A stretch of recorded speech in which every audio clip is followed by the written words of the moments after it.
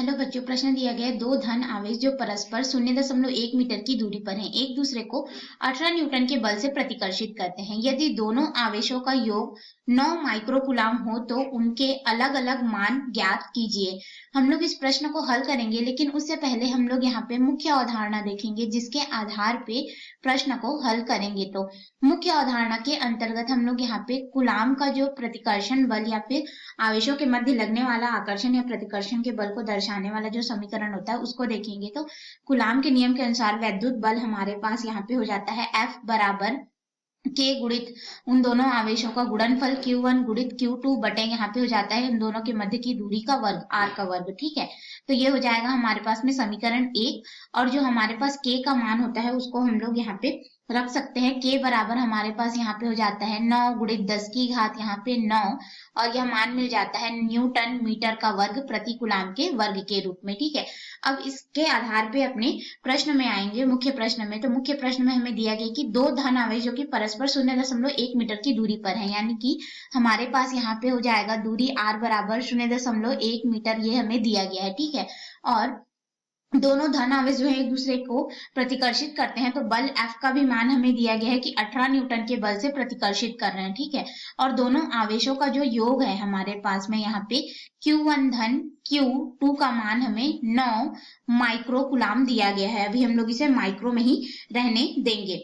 तो इसके आधार पे हम लोग क्या करेंगे, समीकरण 1 का प्रयोग करेंगे। तो समीकरण 1 में बल का मान हो जाएगा 18 न्यूटन बराबर K का मान रखेंगे 9 गुणित 10 की घात यहाँ पे 9, और फिर हमारे पास में गुणित हो जाएगा आवेश Q1 गुणित Q2, इसका मान निकालना है। दूरी दिया गया है कि 0.1 मीटर हमें यहाँ पे दिया गया है। ठीक है, यहाँ पे देखिए 0.1 मीटर की दूरी पर रखा गया है बोल के बतला दिया गया है। तो यहाँ पे रखेंगे और फिर इसका हम लोग कर देंगे वर्ग। अब हम लोग इसको आगे हल करेंगे। तो Q1 Q2 का मान हम लोग यहाँ से देख सकते हैं, तो ये हो जाएगा 18, और फिर बाकी पद को इधर ले आएंगे तो ये हो जाएगा बटे में 9 गुणित 10 की घात यहाँ पे हो जाएगा 9, और देखो ये वाला जो मान है यह ऊपर चला जाएगा। ठीक है, तो 0.1 का हम लोग वर्ग करेंगे। 0.1 को हम लोग यहाँ पे लिख सकते हैं 10 की घात ऋण 1 के रूप में। ठीक है, इसका हम लोग वर्ग कर देंगे तो 10 की घात यहाँ पे ये क्या हो जाएगा, ऋण 2 के बराबर हो जाएगा हमारे पास में 10 की घात ऋण 2 हो जाएगा, और यह बराबर हो जाएगा Q1 गुणित Q2 के रूप में हमें मान जो है मिलेगा।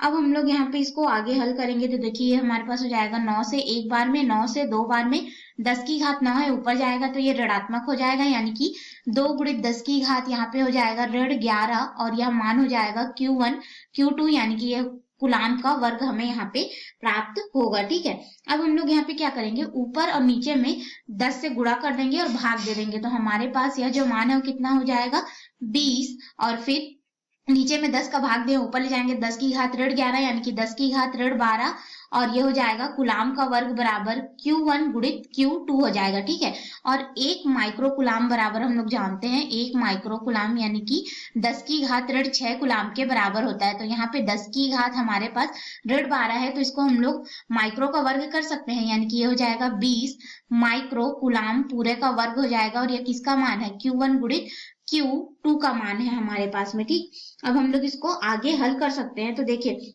हम लोग यहाँ पे प्रयोग करेंगे, जो हमारा यहाँ पे मान आ जाएगा मान को रखेंगे।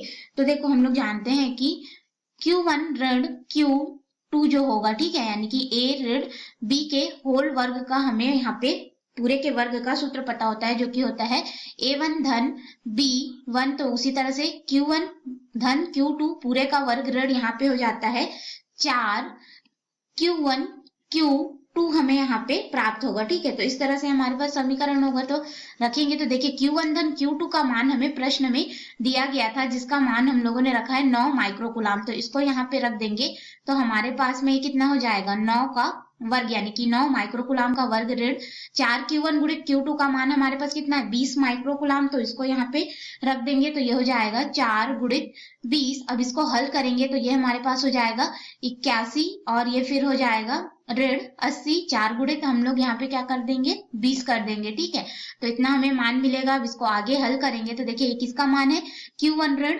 Q2 और पूरे के वर्ग का मान है, तो ये हमारे पास आ जाएगा 1। अब इस वर्ग को इधर पक्षांतर करेंगे तो वर्गमूल आएगा, और वर्गमूल को आगे हल करेंगे तो 1 का वर्गमूल 1 मिलता है, यानी कि Q1 ऋण Q2 बराबर हमारे पास हो जाएगा 1।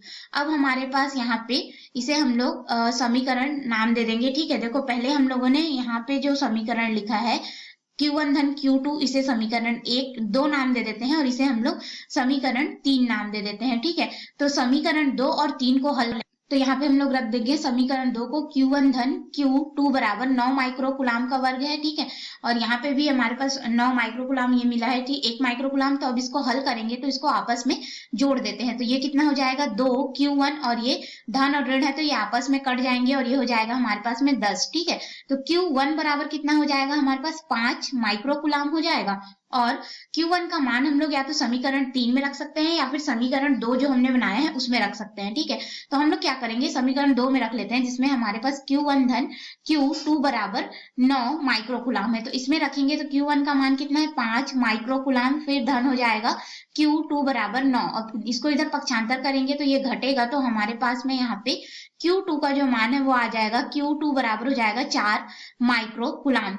तो इस तरह से हमने Q1 और Q2 के मान निकाले। Q2 का मान कितना है 4 माइक्रोकुलाम, अलग अलग हमें ज्ञात करने को बोला गया था, और Q1 का मान हमें यहाँ पे प्राप्त हुआ है 5 माइक्रोकुलाम। आशा है आपको इस प्रश्न का हल समझ में आया होगा।